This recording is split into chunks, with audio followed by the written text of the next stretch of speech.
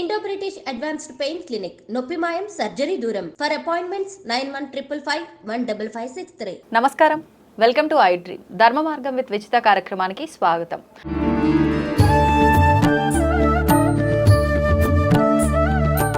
అయితే నిత్య దీపారాధన విషయానికి వస్తే ప్రతి ఒక్కరిలో కూడా ఈ మధ్య కాలంలో చాలా రకాల సందేహాలు ఉంటున్నాయి. నిత్యం దీపారాధన ఇంటి యజమాని కనుక చేస్తే భార్య పిల్లలకు వర్తిస్తుందని, అదే భార్య కనుక పూజ చేస్తే ఆ ఫలితం తనకొక్కదానికే చెందుతుందని చెప్పి మనం రకరకాలుగా వింటూ ఉన్నాం. ఇందులో ఎంతవరకు వాస్తవం ఉంది, ఇదంతా ఒక మూఢనమ్మకం అని కొట్టిపారేయొచ్చా లేదా అనే విషయాలు ఇప్పుడు గురుగారితో మాట్లాడి తెలుసుకుందాం. ప్రస్తుతం మనతో పాటు ఉన్నారు ప్రముఖ ఆధ్యాత్మికవేత్త ప్రవీణ్ గొల్లమూడి గారు. ఇప్పుడు వారితో మాట్లాడి తెలుసుకునే ప్రయత్నం చేద్దాం. నమస్కారం అండి. నమస్కారం. అయితే నిత్య దీపారాధన ప్రతి ఇంట్లో కూడా నిత్యం దీపారాధన చేస్తే చాలా విశేషమైన ఫలితాలు పొందుతామని చెప్తూ ఉంటారు. ఫలితాల సంగతి దేవుడెరుగు కానివ్వండి, చాలా మనశ్శాంతిగా ప్రశాంతంగా ఉంటుంది నిత్య దీపారాధన అనేది. మళ్ళీ దీంట్లో కూడా రకరకాలుగా ఒక్కొక్కరు ఎవరికి తోచినట్టు వాళ్ళు మాట్లాడేస్తూ ఉంటారు. ఇంటి యజమానే పూజ చేయాలని చెప్పి, యజమాని పూజ చేస్తుంటే భార్య తనకి సహాయం మాత్రమే చేయాలని చెప్పి పూజ చేయకూడదు అని చెప్పి, భర్త కనుక పూజ చేస్తే అది ఇంట్లో పిల్లలకి భార్యకి వర్తిస్తుందని, భార్య పూజ చేస్తే తనకు ఒక్కదానికి వర్తిస్తుందని రకరకాలుగా మాట్లాడుతుంటారండి. నిజంగా ఇది నిజమేనా? ఇందులో మూఢనమ్మకం అని చెప్పి కొట్టిపారేసే అవకాశం ఏమైనా ఉందా? ఇందులో అమ్మ మనం ఎప్పుడు ఆలోచించినా కానీ సిద్ధాంత భాగం ఒకటి ఉంటుంది. సిద్ధాంత భాగం ఏం చెప్తుందంటే అది చేయాలి, అదే చేయాలి, అదే చేయాలని చెప్తుంది. రెండు లౌకికం. లౌకికంలోకి వచ్చినప్పుడు నువ్వు అవైలబిలిటీ, ఏది చేయాలి, ఎప్పుడు చేయాలి, దానికి అవైలబుల్ ఎవరున్నారు. మూడు తీరిక, ఓపిక, ఆసక్తి. ఈ మూడు ముఖ్యమే. సిద్ధాంత భాగం ఏం చెప్తోంది అంటే ఇంటి యజమాని చేస్తే ఇంట్లో అందరికీ వర్తింప చేస్తూ పుణ్యం కానీ ఫలితం ఏదైతే ఉందో పుణ్య ఫలితం. స్త్రీ చేసుకునేటటువంటి ఆరాధన ఏదైతే ఉందో స్త్రీకి మాత్రమే అది తనకు మాత్రమే చెందుతుంది. భర్తకి వెనక్కి రావటం అనేటటువంటిది ఉండదు అనేటటువంటిది అది చెప్తున్నారు సిద్ధాంతం. అది సిద్ధాంతం. దీన్ని బట్టి మనం ఆలోచిద్దాం. మీరు చక్కటి ప్రశ్న అడిగారు. ముఖ్యంగా ఏంటంటే ఇంటికి యజమాని అంటే ఎవరంటే ఆ ఇంటిని నడుపుతున్నటువంటి వాడు, ఆ ఇంటి బాధ్యత కలిగి ఉన్నటువంటి వాడు. ఎందుకంటే ఇంటి యొక్క యజమాని సుభిక్షంగా ఉండి వాడి నవగ్రహాలు బాగుంటే ఇంట్లో అందరూ బాగుంటారు. వాడికి ఎల్లప్పుడూ రోగం ఉందనుకోండి, ఇంట్లో వాడు ఏం తీసుకురావాలి, వీడు ఏమి తీసుకురాకపోతే ఆమె వండి పెట్టాలి, పిల్లల పరిస్థితులు ఏమిటి, ఇదంతా మనం అంటే ఒక సిద్ధాంతాన్ని నిరూపించడానికి రావాలి అని అంటే మనం కరెంటు పుట్టినరోజుల నుంచి బ్రిటిష్ వాడు మన కంట్రీకి రాని ముందు నుంచి అప్పంచి రావాలి. నేను ఒక మాట చెప్తానంటే ఇప్పుడు ఏంటంటే ఈ పుణ్యకార్యం ద్వారా రోజు దీపారాధన చేసుకోవటం ద్వారా ఫస్ట్ ఇంటి యజమాని బాగుంటే అందరూ బాగుంటారు అనేటటువంటిది ఒక సిద్ధాంతం. ఆనాటి జీవన విధానానికి అది కరెక్ట్గా సరిపోతుంది. ఈరోజు కాస్త గ్రహస్థితి బాగాలేదు, దీపారాధన చేయండి అని ఇంటి యజమానికి ఎవరన్నా చెప్తే అది నేను రాత్రి వచ్చేసరికి 1 గంట 2 అవుతుందండి, నేను పొద్దున్న లేచేసరికి 10 అవుతుందండి, ఈ లోపు మా ఆవిడ చేసేస్తుందండి అని చెప్తాడు. పోనీ వాళ్ళ ఆవిడ చేయకపోయినా వీడు 10 గంటలకల్లా లేచి చక్కచక్క చేస్తాడా? చేయడు. ఆ 10 తర్వాత ఏమవుతుందనేది తెలియదు మళ్ళీ. అంటే అసలు దీపారాధన ఇక మానేసేయాలా? అది కాదు కదా. ఇప్పుడు అందుకే తీరిక, ఓపిక, ఆసక్తి ఆయనకి లేదు.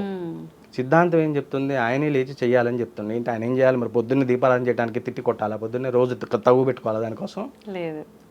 ఏం చేయాలి? ఎవరో ఒకరు చేయాలి. అవునా? ఆమెకు భక్తి ఉంది, ఆమెకు శ్రద్ధ ఉంది, ఆమెకు నమ్మకాలు ఉన్నాయి. ఆమె దీపారాధన చేసి దండం పెట్టుకుంటే దేవుడు నువ్వు మీ ఆయన కాకుండా నువ్వు దీపారాధన చేస్తావా? ఈ దీపారాధన యొక్క ఫలితం నీకు కానీ నీ కుటుంబ సభ్యులకు కానీ ఎవరికి చెందదు అని భగవంతుడు అంటాడని నేను అనుకోనమ్మా. అవునండి. సిద్ధాంత భాగాన్ని పట్టుకొని వెళ్ళాలి, కానీ అది మూఢత్వంలోకి మనం తీసుకెళ్ళకూడదు. ఇప్పుడు ఆ పిల్లవాడు చేయట్లేదు, ఆయన చేయడు, ఆమె చేయదు, చిన్నగా సాలెపురుగులు బొద్దింకలు తయారవుతాయి లోపల. అంతే కదా? అంతే అంతే. ఇప్పుడు ఆ దీపారాధన చేసి దండం పెట్టుకున్న ఆమె దండం పెట్టుకుంటుంది? నాకున్నటువంటి వీసా వచ్చి నేను ఒక్కదాన్ని అమెరికా పోవాలని పెట్టుకుంటుందా? కాదు కదా. మా ఆయన బాగుండాలి, ఏందో అర్ధరాత్రి 2 గంటల దాకా వస్తాడు, ఏం చేస్తాడో తెలియదు, ఓ పద్ధతిలో రావాలి, ఓ పద్ధతిలో ఉండాలి, బాగా సంపాదించుకోవాలి, ఆయన బాగుంటేనే మేము బాగుంటాం, నేను బాగుండాలి, నా పిల్లలు మంచిగా స్కూల్కి వెళ్ళి చదువుకోవాలి అని ఇదే దండం పెట్టుకుంటామా? అవునండి. ఎవరైనా అదే కదా పెట్టుకుండేది. సిద్ధాంతం ఎందుకంటే వాడి దారి తప్పకుండా ఉండటానికి సిద్ధాంతాన్ని బలంగా చెప్తారు. ఓ, చాలామంది పెద్దవాళ్ళు చెప్పుండొచ్చు ఇదే, అవును అవును. పెద్ద ఇంటికి యజమాని చేయాలి, ఇంటికి యజమాని చేయాలని.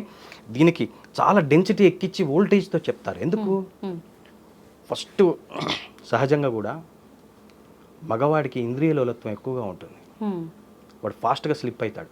ఓ, వాడు దోవలో ఉంటే కుటుంబం అంతా దోవలో ఉంటుంది. కరెక్ట్.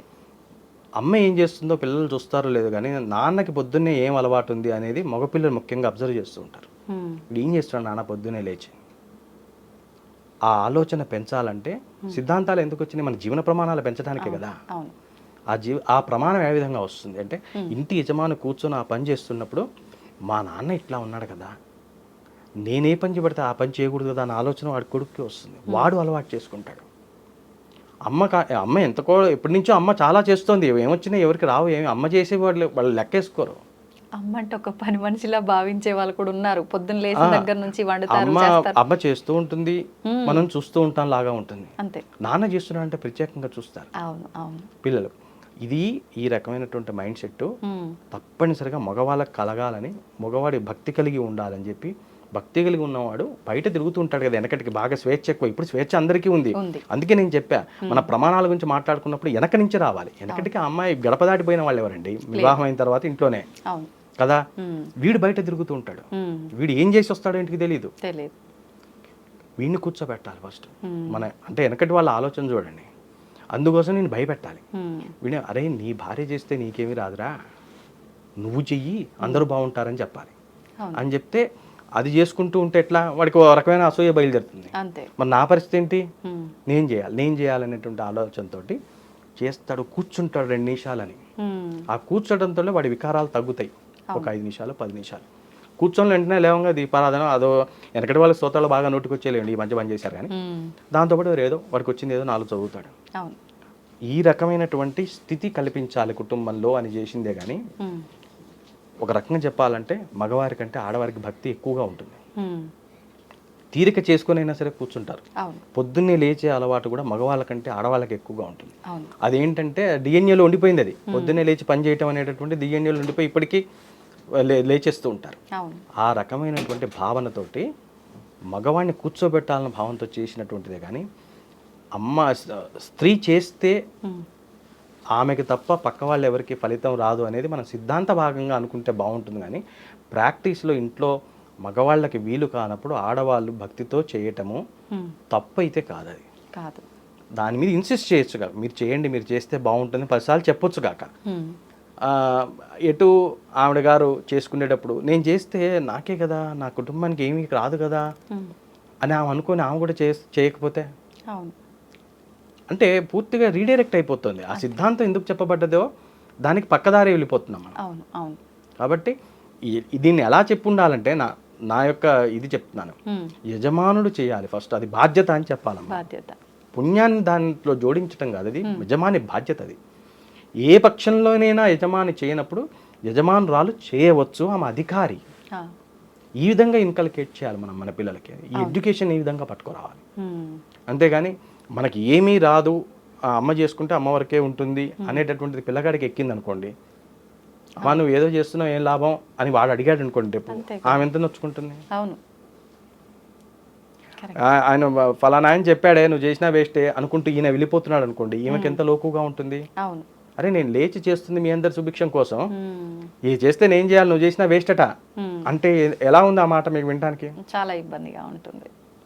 కాబట్టి మన ఆధ్యాత్మికలో వీళ్ళు ఎలా చేయరు, నేను చేసేదానికి కూడా కనీసం గుర్తింపు లేకపోయినా పర్లేదు కానీ ఇలా తీసి పారేసినట్టు మాట్లాడారే అన్న బాధ అనేది ఎక్కువగా ఉంటుంది. అంటే ఆమె కూడా మానేయాలన్నమాట. అంతే అంతే. ఏమిటిది?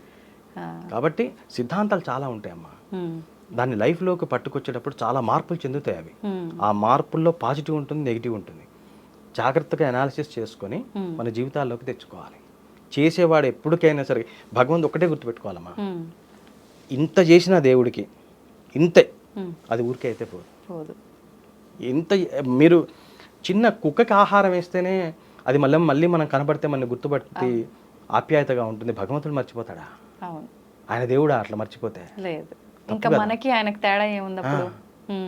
అదేంటి నువ్వు ఇంటి ఆడపిల్లవై ఉండి నువ్వు చేస్తే నీ వాళ్ళకే వస్తుంది వాళ్ళకి రాదు అని దేవుడు అంటాడా? లేదు.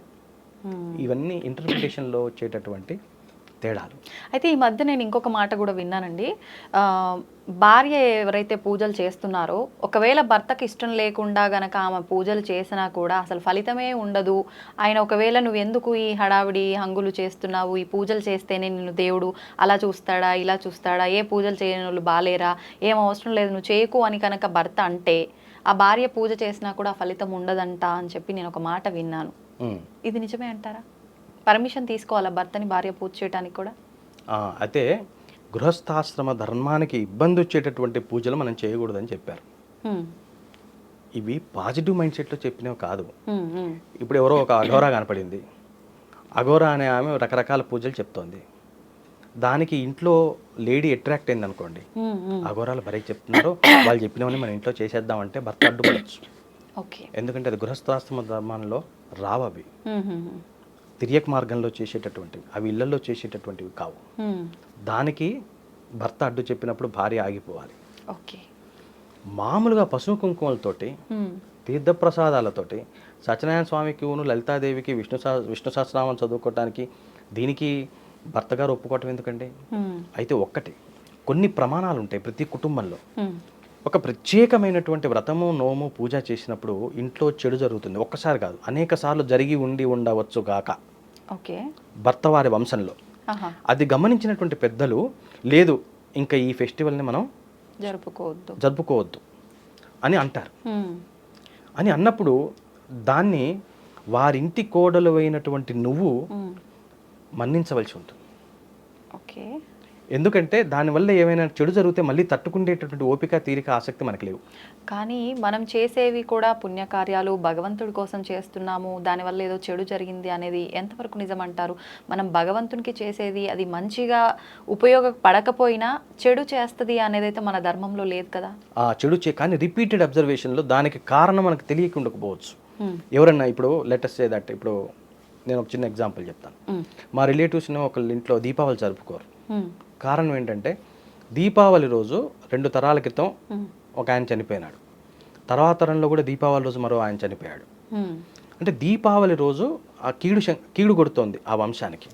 వాళ్ళు దాన్ని మైండ్లో పెట్టుకొని ఇది ఏదో నెగిటివ్ వైబ్రేట్ అవుతోంది మన వంశానికి ముఖ్యంగా, దానికి ఇంకేదో ఉండొచ్చు, అది వేరే విషయం. కానీ ఇప్పుడు ఆ పండగ నాడు వెళ్ళిపోయినటువంటి పెద్దలకి మనం సంతాపం ప్రకటించుకోవాలి కదా.